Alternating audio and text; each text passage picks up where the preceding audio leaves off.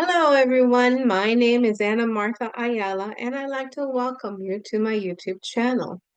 As a reminder, I do every video in English and Spanish, and the degree theory is based on modern Western astrology using the Placidus house system.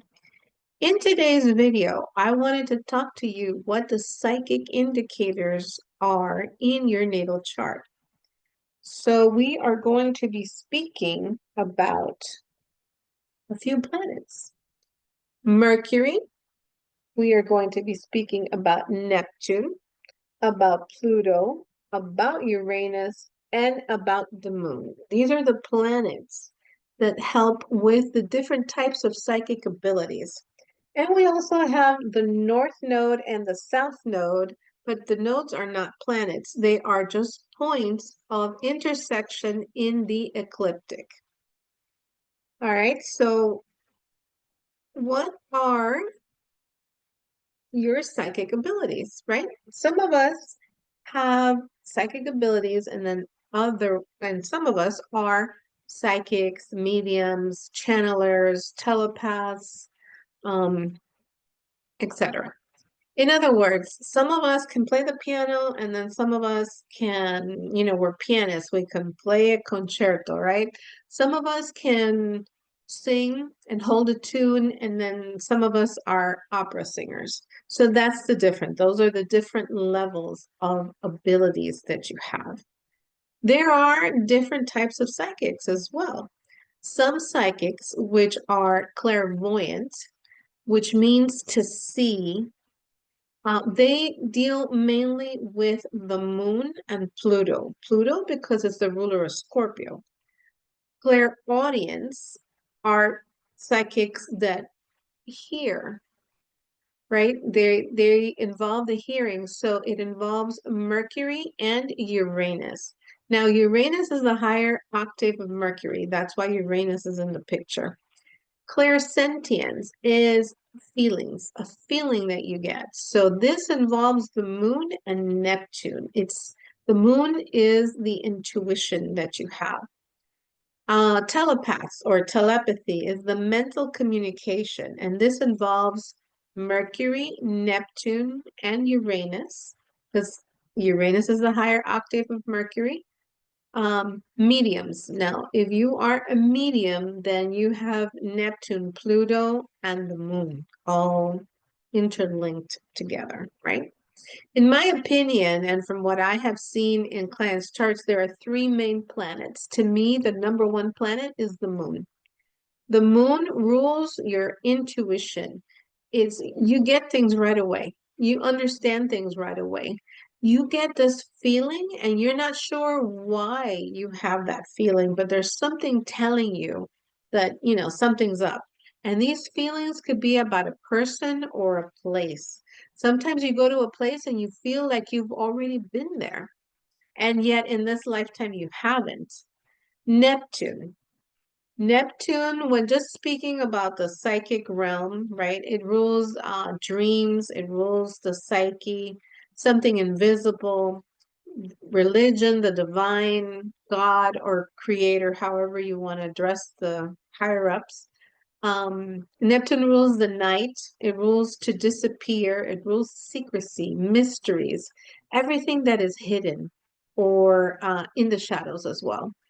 Pluto rules death, graveyards, cemeteries, basements, cellars, suspicion, the underworld, right? So now we've identified what the three main planets are. So how psychic are you? So this is where your birth chart comes in.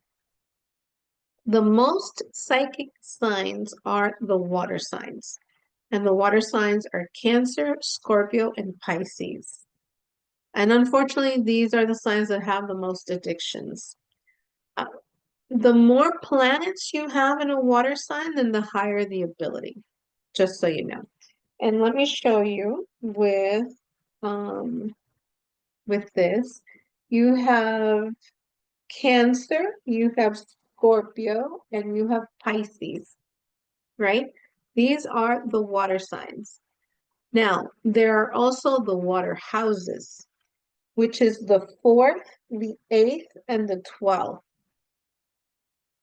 So in this case, Aries rising, if you are an Aries rising, you have the greatest possibility to have Cancer as the fourth house, Scorpio as the eighth house, and Pisces as the 12th house. And I'd say you have the greatest possibility because if you are, Aries rising in the later 20s, like, 23, 24, whatever. So then your fourth house may be Leo instead of Cancer. So it depends on the degree of your rising sign. So actually, Aries risings are the ones that have the greatest possibilities to do this, but that doesn't mean that all Aries risings are psychic, all right? So the second thing you need to look at is what is your rising sign and where is the ruler of your rising sign? Let's say you are an Aries rising and you have Mars in Cancer in the fourth house. So let's go over the rulerships, right?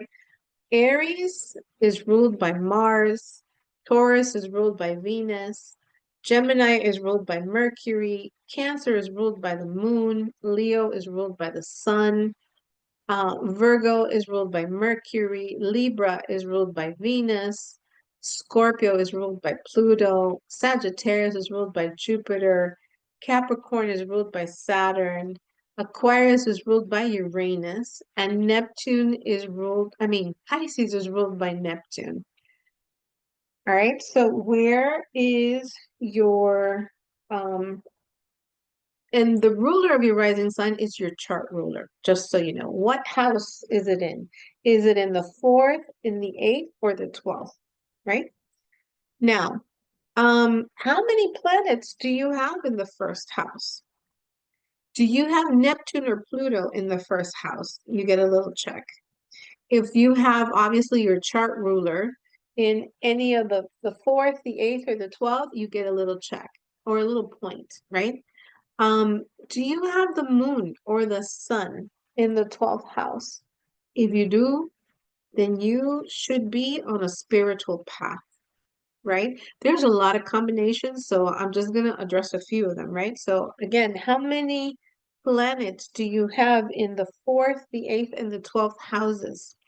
Do you have a stellium of planets? A stellium is three or more planets, and they cannot be the Sun, Venus, and Mercury because those three usually travel together all the time. So if you have the Sun and Mercury, and then you have Uranus, let's say, or you have like one of the outer planets, Neptune, if you have the Sun conjoin Neptune, you know, that is phenomenal for psychic abilities or for being on a spiritual path. So, how many planets do you have in the water houses? Do you have a stellium of planets in these houses? Or do you have a stellium of planets in Cancer, in Scorpio, or in Pisces, right? Because it doesn't necessarily have to be in a house, it could also be in a sign. Is your south node in any of these houses? If so, you bring this psychic thing from a past life. Or maybe it's one of those things that you inherit from your family. Like if your moon is in the fourth or the 12th house, you can, like in your family, there could be a whole bunch of mediums or a whole bunch of psychics. So if you do have the moon in the fourth and the 12th, pay attention to your dreams. You can do, past life regressions, or maybe you're the type of person that has premonitions. Now, Cancer is intuition. It's an empath. It's a feeling of just knowing things. Cancer, that's their ability. For Scorpio, Scorpios have heightened senses, connecting with spirits, walking into a place and feeling something weird about the place. Like they pick up vibes. Um, they also see spirits or shadows as well. Um, and it's interesting because a lot of Scorpios are actually scared of dying, and it's the sign that rules death. That's has been my experience. Pisces, oh my goodness, Pisces, it's premonitions, dreams. Oh my goodness. If you want somebody to interpret a dream that you've had, find yourself a Pisces. These people are awesome. I don't know what it is, but they know they just know how to interpret dreams. Um, for Pisces, you can get messages from God because Pisces rules the 12th house. Have a dream journal next to you, especially like in bed. Um, or if you have a lot of planets in the 12th house or a lot of planets in Pisces, this is usually a good case like Edgar Cayce. Edgar Cayce was the sleeping prophet. I'm going to show you guys the chart a little bit later, but it's just amazing. Now, what are the aspects between your moon, Neptune, Pluto? And we're focusing here on oppositions, conjunctions, and squares.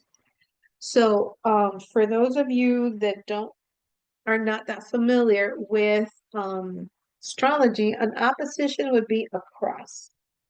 A square here to here. It's a 90-degree angle, all right? And conjunction is when planets are together. That's what those aspects mean. Now, a Moon Neptune connection, it's all about intuition, empathy. You receive psychic messages, especially through your dreams, because Neptune is dreams, it rules dreams. So pay attention to your dreams. Again, have a little dream journal that you keep right next to your bed. And that would be very good because they're gonna, I don't know about you guys, but I rarely dream, but when I do, I remember it for like the first 30 seconds and then poof, it just goes away. If you have moon connected to Pluto, it's emotional intuition. You pick up on other people's feelings real quick. So be careful not to absorb other people's, bad moods or, whatever, right? Um, if you have Mercury or Uranus in connection to Neptune, then you can hear clairaudience, right? You receive messages or hear messages from the other side. And you have a lot of possibilities, right? A lot of other things like your Mercury could be connected to your moon, which is connected to Neptune, which is, so you play around, but at least I gave you the main things. I wanted to share with you guys the natal chart for Edgar Cayce. Edgar Cayce is the American psychic. He was called the Sleeping Prophet. And look at this, guys. I mean, he was born in 1877, so, you know, way before our time. But look at this. He has a stellium of planets in Pisces. He's a Pisces sun. He is, oh my goodness. He gets, let me see, 4 planets and red, red, red, red. No, it's my son's dog. Okay, so he's Pisces sun at 28 degrees. He has the moon exalted in Taurus at 12 degrees, which is the degree of Pisces. He has Mercury in Pisces at the degree of Aquarius, so it's Uranus. He has Venus in Pisces in at the degree of Gemini. So again, we have Mercury, Mercury, Mercury. The moon is exalted. Here is Pisces, so it's a Neptunian moon. And then let me see what else he has in Pisces. Saturn at the degree of Pisces. Do you see where Pisces just comes in all over the place? This chart, and then he has the north node in Pisces at 9 degrees, which is the degree of Sagittarius. So I'm not that familiar with his life, but I know that he gave a lot of readings. He would go to sleep, right? Pisces to sleep. Uh, and look at this. Pluto, the moon, and Neptune I mean, Pluto's connected to Uranus. Uranus connected to the moon and to Neptune. And then the moon is connected to all these planets over here in Pisces. So you see what I'm saying? It's like it's all like a web, right? The other chart I wanted you guys to look at is Brian Weiss. Now, Brian Weiss is a psychiatrist. I don't know if he's still living or not, but he lives here in Miami. Um, or he used to live here in Miami. Again, I don't know if he's still alive or not, but he's not a psychic, but he's a psychiatrist, but look at his chart. He has Saturn in Cancer. He has Scorpio, Sun, Mars, Mercury. Mercury in Scorpio to communicate with the dead. And that's exactly what he did for a living. I mean, besides, of course, the mental patients that he had, right? So here you have an example where he does not have the fourth, the eighth, and the 12th in the water signs, but yet he has a lot of planets in water, especially this stellium, this mini stellium that he has in Scorpio, that would allow him to communicate with dead people through somebody else, through a patient, but regardless, right? Um, and then the Pluto and the moon, let me see how close are they? Uh, 10 degrees and 1 degree. It's still a conjunction between Pluto and the moon. Pluto, death, the moon, intuition, right? So I just wanted to share those charts with you because I mean there's a whole bunch of psychics, right? Sylvia Brown or whatever, but you guys can look it up, do it for fun, and see what her chart looks like. You can just search on astro.com. There's a little search bar up here and actually, you know what? Let me show you guys. Because you go up here, and you see how I put Edgar Cayce? And I click on this, and that's how his chart came up. The same thing with Brian Weiss. So anyway, I thought that this would be a fun video to do before I do the video on Neptune going into Aries, which will probably be the next video that I do. That's going to be very, very interesting. All right, guys. If you would like a natal chart reading with me, please send me an email to amaastrology@aol.com. Subscribe to the channel and give it a thumbs up. It helps the algorithm of the video, and send it to somebody else that might be interested in learning about how your natal chart tells you what your psychic abilities are. All right, so thank you for watching, and I will see you in the next video.